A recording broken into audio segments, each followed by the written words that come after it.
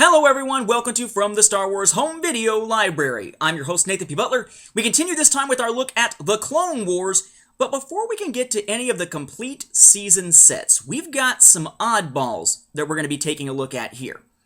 You see, The Clone Wars theatrical film premiered in August of 2008. The Clone Wars television series premiered in October of 2008. And we would not see a complete Season 1 season set on Blu-ray and DVD until November of 2009. But see, Star Wars is a marketing machine, and they're going to milk this for all that it's worth. And sort of like what you see in overseas markets, for instance, where instead of having a complete season set at the end, you instead get a couple volumes at a time that have a few episodes and then a few more episodes, then a few more episodes to eventually give you a season set if you bought them along the way. They decided to do sort of a middle ground approach in the US. Instead of doing a complete season set early, which, would have possibly hurt rerun viewership on Cartoon Network, they instead released some 4-episode releases that were a little bit odd. But now they wind up being something very useful to us in looking back at the series. The first one of these came in March of 2009. It is a 4-episode release entitled A Galaxy Divided, and as seen on Cartoon Network. Some of these you'll see without that because that is just a sticker there. It says 4 episodes from the hit animated series The Clone Wars A Galaxy Divided. Pretty cool here. You take off the slipcase, you've got that same art underneath it, front and back, no big deal.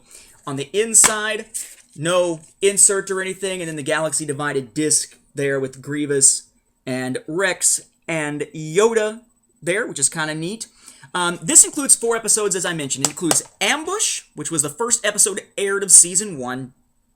Then Rising Malevolence, Shadow Malevolence, and Destroy Malevolence. You can see it actually listed down there at the bottom, just barely, as the glare takes out part of it here. There's the first 4 episodes of Season 1 as they originally aired.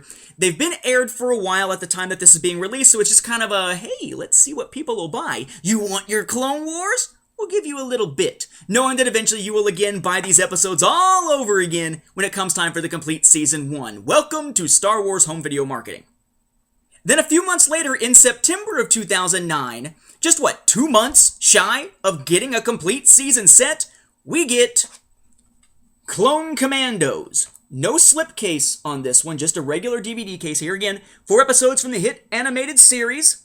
Clone Wars there, Clone Commandos. I like the fact that while this one has Clone Wars with A Galaxy Divided small underneath it, this one has Clone Wars down here in the corner and does Clone Commandos actually as its own cool little logo up there. I thought that was kind of nice. Same kind of setup to the back, sets up the 4 episodes that are included in it. This time you have Rookies, of course, that introduces Domino Squad before we get to see them in training, in a later season. We also have Storm over Ryloth, Innocence of Ryloth, and Liberty on Ryloth, which are the 3 Ryloth trilogy episodes, the penultimate story of Season 1, right before Hostage Crisis, of course, got aired.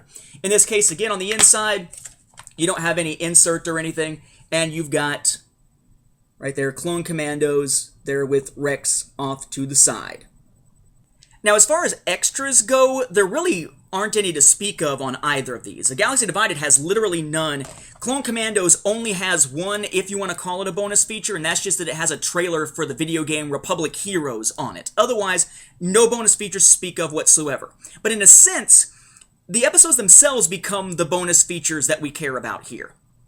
You see, when these get put out as the Season 1, complete Season 1 set on Blu-ray and DVD, they will do something unusual for a television series. It will include director's cut extended versions of several of the episodes. Not all of them, but several of them that add little scenes, little tidbits, little bits of conversation and such that were cut in order to make them fit the runtime for Cartoon Network or the content standards of Cartoon Network. We'll see that more later when it starts to be extended editions that are really just there for impalements that they couldn't show on Cartoon Network. But here we actually have some content, some lines of dialogue and such that only exist on the director's cut.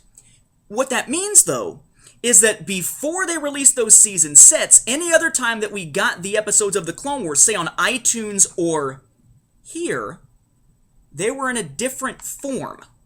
So what we get here is the non-director's cut version of In this case, Rising Malevolence and Shadow of Malevolence. Destroy Malevolence didn't get one. Ambush didn't get a director's cut.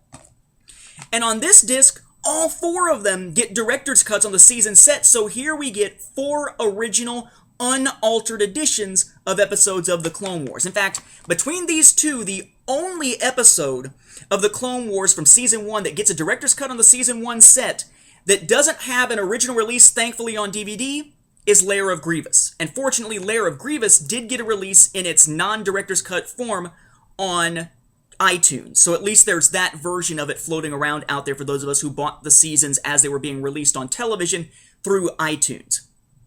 Now, I should point out that the aspect ratio, though, is also a little bit different than what you get in the season set. The season set has that theatrical aspect ratio, which is really awesome, something they didn't show on Cartoon Network. On Cartoon Network, it was a little bit more narrow, so the picture was a little bit taller, took up a little bit more of your television screen when watching it. So when you watch it on Cartoon Network, you saw it, but just like with pan and scan versions or full screen versions of the Star Wars live action films, there's a little bit of the picture you don't see. You miss some of the grandeur of that theatrical style presentation. We are getting no signal from the Republic, Your Highness. I don't see anything. It is not like the Jedi to be late. Greetings, King Katunko. Who are you? We are getting no signal from the Republic, Your Highness. I don't see anything. It is not like the Jedi to be late. Greetings, King Katunko. Who are you?